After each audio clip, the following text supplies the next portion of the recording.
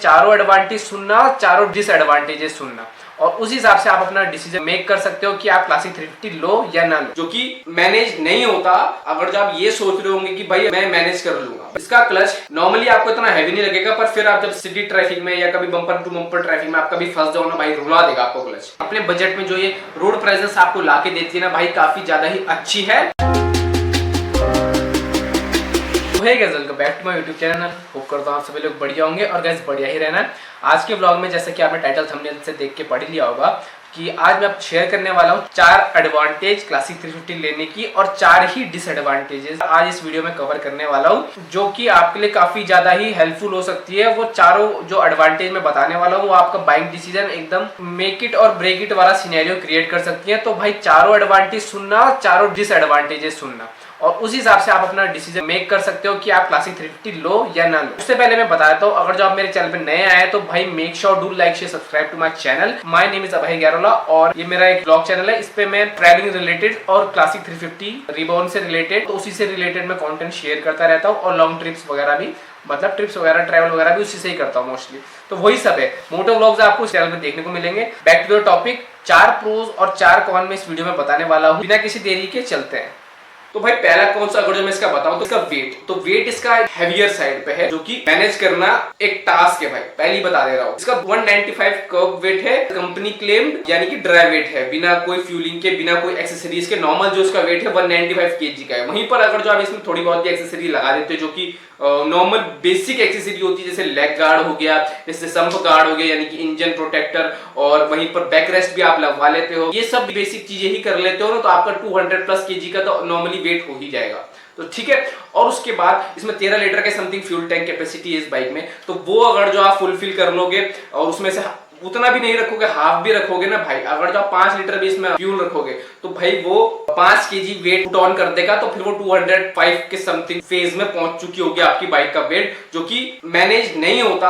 अगर जो आप ये सोच रहे होंगे कि भाई मैं मैनेज कर लूंगा, पहला जो इसका कॉन्स है यानी कि वेट, और दूसरे पे अगर जो मैं जाऊं तो दूसरा भी इसी से रिलेटेबल है, यानी कि सीट हाइट। गाइस इसकी सीट हाइट 805 mm की है, जो कि more than average seat height है, यानी कि एवरेज मेल इंडियन की जो हाइट होती है वो 5.5 5.6 या मैक्स टू मैक्स 5.7 के समथिंग अराउंड ही घूमती होती है।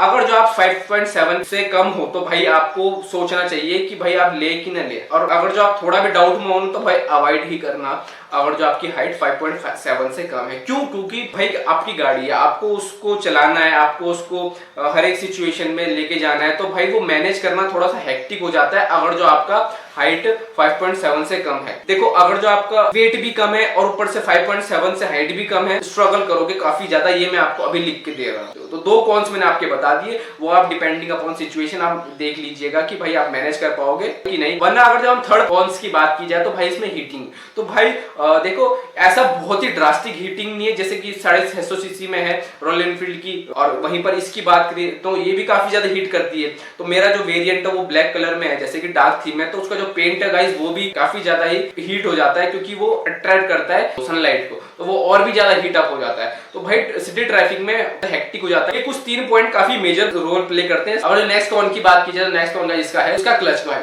इसका क्लच नॉर्मली आपको इतना हैवी नहीं लगेगा, पर फिर आप जब सिटी ट्रैफिक में या कभी बम्पर टू बम्पर ट्रैफिक में आप कभी फंस जाओ ना भाई, रुला देगा आपको क्लच। इसका जो एक कॉम्बिनेशन बन जाता है, देखिए तो वेट बहुत ज्यादा है और ऊपर से सीट हाइट भी ज्यादा है, ऊपर से क्लच भी हैवी है, तो वो एक कॉम्बिनेशन बन जाता है शॉर्ट राइडर्स के लिए और स्किनी पीपल्स के लिए, कि भाई वो पहले तो स्किनी पीपल्स को अवॉइड ही करे तो ज्यादा बेटर सेंस बनाता है। नॉर्मली इतना ज्यादा फील नहीं होता कि भाई हाईवे वगैरह में इतना कुछ फील नहीं होता, क्योंकि ज्यादा यूज भी नहीं करना, पर बम्पर टू बम्पर ट्रैफिक में ना भाई ये हेक्टिक हो जाता है काफी ज्यादा, ये फैक्ट है।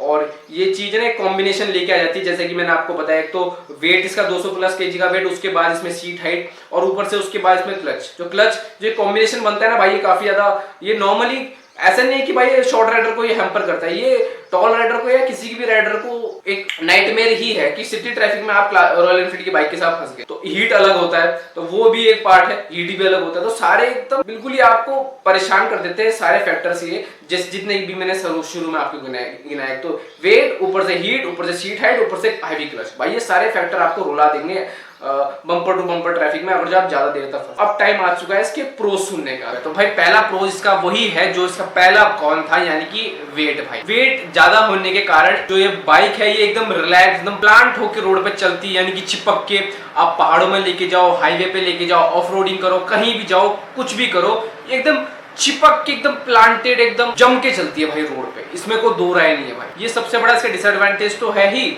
वहीं पर ये सबसे बड़ा इसका प्रो भी है कि भाई ये आप हाईवे पे जाओ, आप चाहे आप हाई स्पीड पे बाइक चलाओ या आपके आसपास से कोई हाई स्पीड में कोई व्हीकल निकल जाए हाईवे पे, आपने कई बार देखा होगा कि आपकी जो लाइट वेट बाइक्स होती है या फिर स्कूटी होती है तो वो हाईवे पे विंड ब्लास्ट के कारण वॉबल कर जाती है कई बार, या फिर कोई व्हीकल हाई स्पीड में आपके बगल से जाए तो उसका जो विंड ब्लास्ट लगता है आपको, मतलब विंड का जो थपेड़ा सा लगता है वो कहीं ना कहीं आपको वॉबल करने में काफी ज्यादा रोल प्ले करता है। तो वो चीज भाई इसमें तो बिल्कुल ना के बराबर है क्लासिक 350, जो इतना हैवी होने के कारण इसका वेट काफी ज्यादा उसमें अच्छा रोल प्ले करता है। दूसरे प्रो की बात की जाए, दूसरा प्रो गाइस इसका है प्रॉपर कम्यूटर सेगमेंट के अंदर आता है। ये कोई स्पेसिफिक बाइक नहीं है कि भाई किसी एक कैटेगरी में ही फिट हो, नहीं, ये हर कैटेगरी में फिट हो जाती है। इसीलिए ही मुझे काफी ज्यादा ही पर्सनली ये बाइक पसंद है, क्योंकि देखो ये प्रैक्टिकलिटी के नाम पे ना आपको ऑल ओवर हर चीज ला करके देती है। ऐसा नहीं कोई स्पेसिफिक ही है, यानी कि कोई एडवेंचर बाइक की कैटेगरी में भी नहीं आती कि भाई स्पोक्स व्हील वगैरह हो या चलो अलॉय ही हो, पर वो एडवेंचर कैटेगरी में ज्यादा ही ऊंची भी नहीं हो जाती, क्योंकि एडवेंचर बाइक्स की ग्राउंड क्लियरेंस काफी ज्यादा ओवर हो जाती है, जो कि डे टू डे लाइफ में अनप्रैक्टिकल हो जाती है। आप डेली कम्यूटिंग थोड़ा नहीं कर पाते जैसे कि होता ही है, वो ना हर एक राइडर के लिए सूटेबल नहीं हो पाती फिर वो बाइक्स। जैसे कि अब प्रॉपर अगर जो आप क्रूजिंग बाइक को ही उठा लो, चाहे कोई क्रूजिंग बाइक, वो प्रॉपर आप डेली कम्यूटिंग के लिए इतनी इफेक्टिव नहीं होती जितनी एक कम्यूटर बाइक होती है। तो वो कम्यूटर बाइक का क्राइटेरिया ये पर्टिकुलर बाइक फुलफिल करती है, जिस वजह से भी ये भी एक प्रो के अंदर ही आ जाएगा। अभी आने वाले प्रो की अगर बात की जाए तो 350 सीसी होने के बावजूद इसका माइलेज भाई पर्सनली मुझे जो इसका माइलेज निकाल के देती है ना भाई, मुझे ये हैवी से हैवी ट्रैफिक में भी 35 अबव निकाल के देती है। यानी कि अगर जो आप इसमें 37 के समथिंग आप इसका आराम से माइलेज निकाल सकते हो।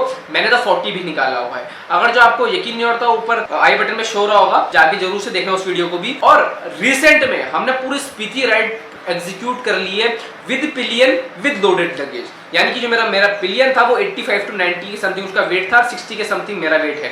वहीं पर अगर जो बाइक का खुद का वेट की बात की जाए तो 200 किलो प्लस की इसका खुद का वेट हो गया था।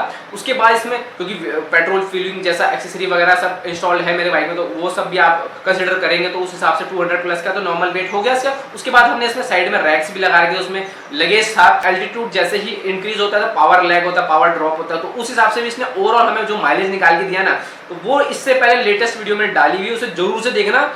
बहुत तगड़ी वीडियो, मुझे नहीं लगता इससे अच्छी वीडियो कोई आपको यूट्यूब पे मिलेगी माइलेज से रिलेटेड भी।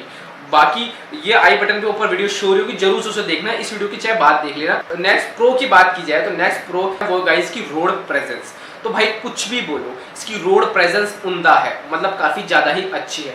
पर्सनली कभी आप रोड पे देखोगे तो जो ये रोड घेर के रखती है अपने बजट में, जो ये रोड प्रेजेंस आपको लाके देती है ना भाई, काफी ज्यादा ही अच्छी है। वेल डिस्ट्रीब्यूटेड बाइक है ये प्रीवियस क्लासिक कंपैरिजन में थोड़ी और चंकी भी हो गई, जिससे इसकी और ज्यादा रोड प्रेजेंस कहीं ना कहीं बढ़ चुकी है। रोड पे दिखती है कि हाँ भाई आपके पास कोई बाइक है, आपने कहीं पैसे लगाए हैं, दिखता है वो कि हाँ भाई बाइक है भाई, मतलब चीज है भाई।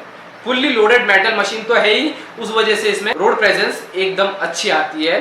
आपने जितना पैसा दिया है आपको वो वसूल लगता है कि हाँ भाई मैंने कुछ चीज ली है, ऐसा फील कराती है भाई ये बाइक। इसमें कोई दो राय नहीं है, 2 साल का मेरा पर्सनल खुद का एक्सपीरियंस है भाई। सो गाइस, जैसा कि आपने इसके 4 ही डिसएडवांटेजेस सुने और 4 ही इसके एडवांटेजेस सुने हैं, यानी कि प्रोज और कॉन्स, वही सब है। अगर जो आपको पूरा थॉरोली देखना है कि उसके प्रोज यानी कि फायदे, एडवांटेजेस, कॉन्स के भी फायदे क्या हैं, वो सब भी अगर जो आपको देखना है तो आप मेरा ऊपर आई बटन पे शो रहा होगा मेरा वीडियो, वो मेरा ओनरशिप रिव्यू वीडियो है गाइस 2 साल का। उसमें मैंने थॉरोली बताया हुआ है कि क्या आपको क्लासिक 350 लेनी चाहिए या नहीं लेनी चाहिए, और लेनी चाहिए तो क्यों, और नहीं लेनी चाहिए तो क्यों नहीं। उसमें मैंने उनके बारे में भी थॉरोली बताया है कि कॉन्स के फायदे क्या हो सकते हैं आपके लिए, समझ रहे हो। अभी तक का डिटेल्ड में थॉरोली आपने कोई यूट्यूब वीडियो मुझे नहीं लगता इससे पहले कोई देखा होगा ना, इससे पहले कभी देख पाओगे। तो ऊपर आई बटन पे शो रहा है, तो वो वीडियो को जरूर से देखना। और बताना मुझे भाई अपने भाई का ओनरशिप रिव्यू कैसा लगा, और इस वीडियो पे भी प्यार देना। और ये मैं आपके लिए स्पेसिफिक वीडियो लेके आया हूँ एकदम शॉर्ट में कि 4 प्रोज और 4 कॉन्स क्या हो सकते हैं। बाकी अगर जो आप प्यार दिखाओगे इस वीडियो में तो मैं 4 और प्रोज और 4 और कॉन अगली वीडियो में लेके आऊंगा, तो भाई उसके लिए भी बने रहना। तो बस इसी के साथ चलिए फिर, ठीक है, फिर tata bye bye, take care and love you guys. और जिसने यहाँ तक वीडियो देखी ना भाई, सब्सक्राइब किए बिना बिल्कुल भी मत जाना। Love you guys, take care भाई, बाय।